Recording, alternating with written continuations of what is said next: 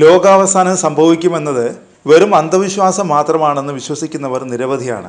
2000 ആണ്ടിൽ ലോകം അവസാനിക്കുമെന്ന പ്രചാരണം ഏറെ ആശങ്കകൾക്ക് വഴിവെച്ചിരുന്നു. എന്നാൽ 24 വർഷങ്ങൾക്കിപ്പുറം വീണ്ടും ലോകാവസാനത്തിൻ്റെ വാർത്തകൾ സജീവമാവുകയാണ്. ശാസ്ത്രലോകം ഇക്കാര്യം സ്ഥിരീകരിക്കുകയും ചെയ്തിട്ടുണ്ട്. എന്നാൽ അടുത്തെങ്ങുമല്ല ലോകത്തിൻ്റെ സർവനാശം സംഭവിക്കുക. അതിന് ഒരു നാൾ വരുമെന്നാണ് ശാസ്ത്രജ്ഞർ പറയുന്നത്. അടുത്ത 25 ദശലക്ഷം വർഷങ്ങൾക്കുള്ളിൽ ഭൂമി അവസാനിക്കുമത്രേ. ബ്രിട്ടനിലെ ബ്രിസ്റ്റോൾ യൂണിവേഴ്സിറ്റിയിലെ വിദഗ്ധരാണ് ഇതേപ്പറ്റി പഠനം നടത്തിയത്.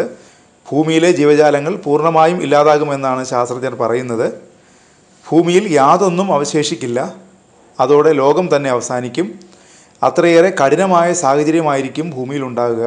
ഇനി ഏതെങ്കിലും ജീവജാലങ്ങൾ അവശേഷിച്ചാലും ഭൂമിയിൽ അധികകാലം ജീവിക്കാനാവില്ലെന്നും ശാസ്ത്രജ്ഞർ പറയുന്നു. അന്ന് അങ്ങേയറ്റത്തെ തീവ്രമായ താപനിലയായിരിക്കും ഭൂമിയിൽ ഉണ്ടാകുകയെന്നും അവർ മുന്നറിയിപ്പ് നൽകുന്നു. ഭൂമിയിൽ ആ സമയം 40 ഡിഗ്രി സെൽഷ്യസിനും 70 ഡിഗ്രി സെൽഷ്യസിനും ഇടയിലായിരിക്കും താപനില ഉണ്ടാകുക. ഏതെങ്കിലും ജീവജാലങ്ങൾ സർവനാശത്തെ അതിജീവിച്ചാൽ തന്നെ ഈ താപനിലയിൽ ജീവിക്കേണ്ടി വരും. അത് അസാധ്യമാണെന്ന് തന്നെ പറയാം. ഇപ്പോൾ തന്നെ 40 ഡിഗ്രി ചൂടിൽ നമുക്ക് ജീവിക്കുക ബുദ്ധിമുട്ടാണെന്ന് കേരളത്തിലെ അനുഭവം തന്നെ സാക്ഷ്യപ്പെടുത്തുന്നുണ്ട്. ബ്രിസ്റ്റോൾ യൂണിവേഴ്സിറ്റിക്ക് കീഴിലുള്ള സ്കൂൾ ഓഫ് ജോഗ്രഫിക്കൽ സയൻസിലെ ഡോക്ടർ അലക്സാണ്ടർ ഫാൽസ്വർത്ത് പഠനത്തിന് നേതൃത്വം നൽകിയത്. ഭൂമിയുടെ ഭാവി വളരെ ദുരന്തപൂർണ്ണമാണെന്ന് അദ്ദേഹം പറയുന്നു. ഇപ്പോഴുള്ളതിനെ അപേക്ഷിച്ച് അന്തരീക്ഷത്തിലെ കാർബൺ ഡൈ ഓക്സൈഡിൻ്റെ അളവ് ഇരട്ടിയായി മാറും. മനുഷ്യനോ മറ്റ് ജീവജാലങ്ങൾക്കോ അവരുടെ ശരീരത്തെ തണുപ്പിക്കാൻ സാധിക്കില്ല. സ്വാഭാവികമായും താപനില താങ്ങാനാവാതെ മനുഷ്യവർഗം ഒന്നാകെ ഇല്ലാതാകുമെന്നും ഫാൽസ്വർത്ത് പറയുന്നു.